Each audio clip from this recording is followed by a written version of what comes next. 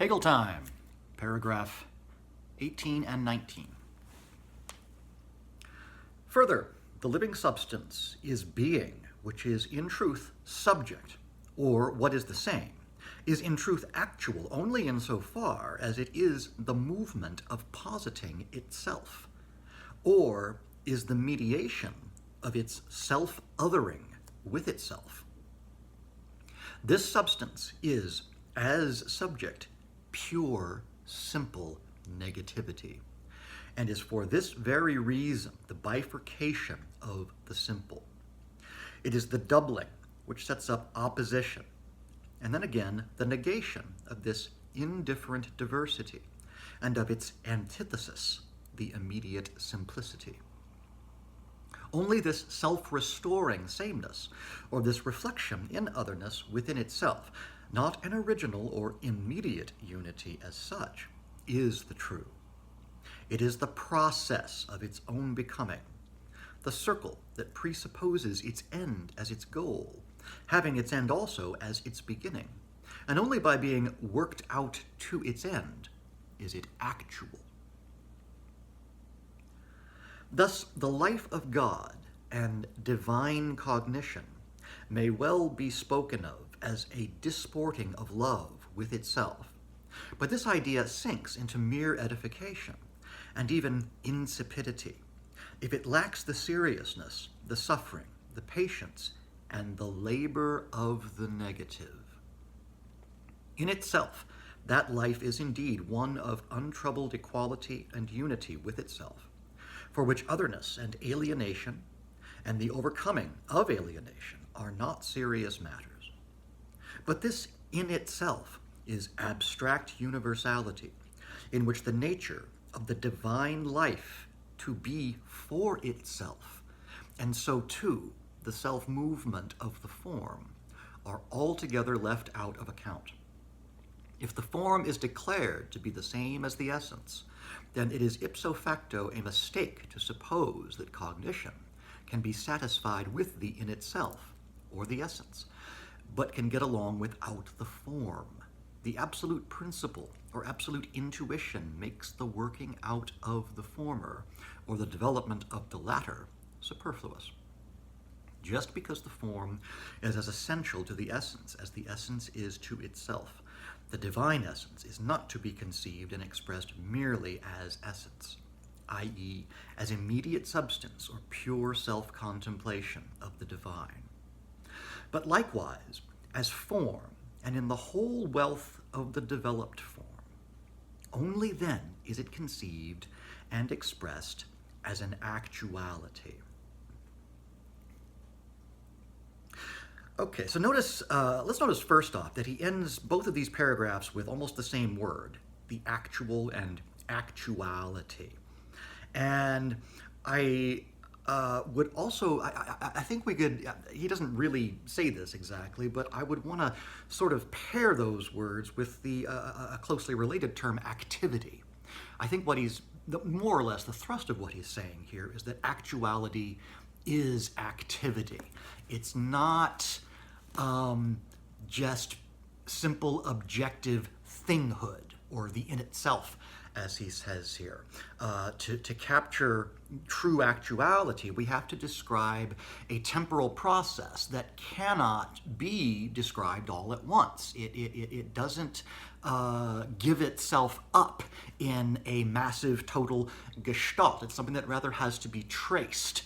So that we never have a single formula that's going to be able to give us a proper picture of it. It's something that can only display itself over the course of time. He uses the term form here. I think what he means here is a kind of temporal form, a dramatic unfolding, a plot, something along those lines. And until we get that, until we get the sort of plot according to which a thing develops itself, we haven't really understood the thing. We haven't understood what the thing is for itself, only the objective in itself, which is kind of inert, dead non-knowledge, I think Hegel would suggest. Okay, so Going back to the beginning of paragraph 18, he again gives us those two terms that he really wants to sort of find a way to squish together: substance and subject. He had said in the previous paragraph that everything turns on grasping and expressing the true, not only as substance, but equally as subject. And so this theme of the subject is obviously very, very important to him.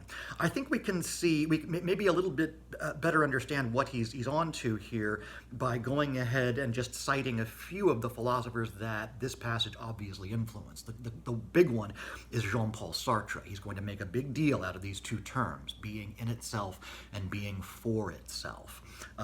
For Sartre, the in itself is just stupid, raw, material, objective existence. You know, the dumb, dying animal that I am is being in itself.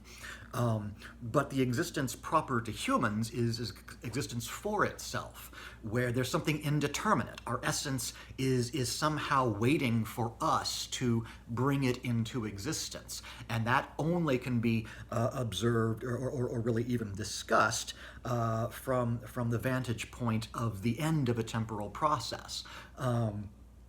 And the way Hegel discusses the subject here, this substance is as subject, pure, simple negativity.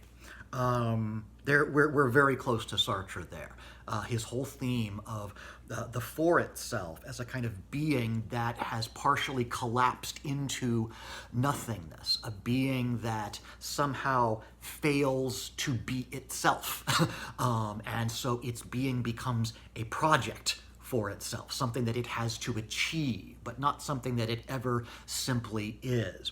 I think Hegel has the same sort of thing in mind here.